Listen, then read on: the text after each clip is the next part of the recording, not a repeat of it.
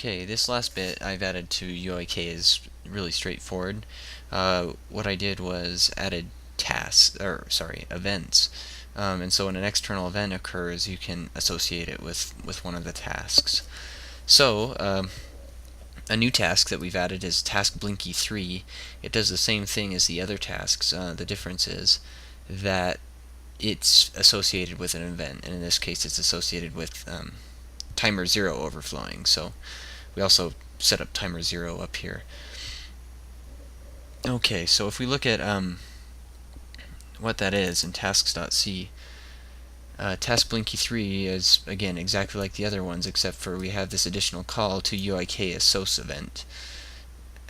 Port 0 overflow is a global variable, so it's a bit we defined in our flags that says whether the events occurred or not. Okay, so if we go to uik.c, scroll down here.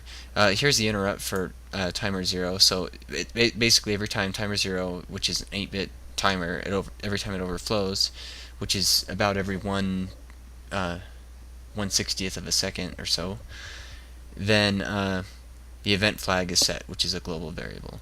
So this UIK assoc event, which is what, if you go back to tasks.c, if you look at task Blinky 3 is calling that.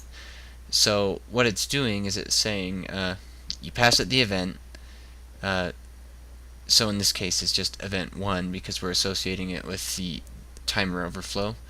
We disable interrupts, and it should hit this guy, this first if statement, because it says if event and 0x01, which happens to be what's defined as our timer 0. It sets our ASC block array to the current task, which is task 3.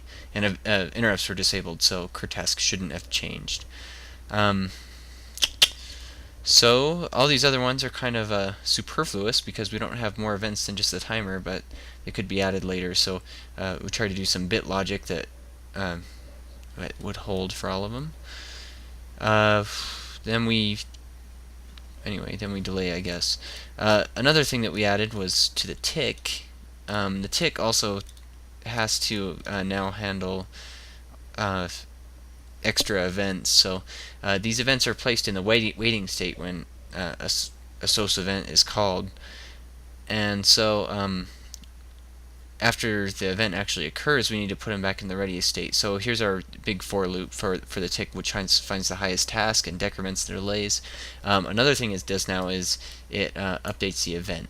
So it says if the event flag is not equal 0, then it will put the task in a ready state, the task that's associated with the ready state.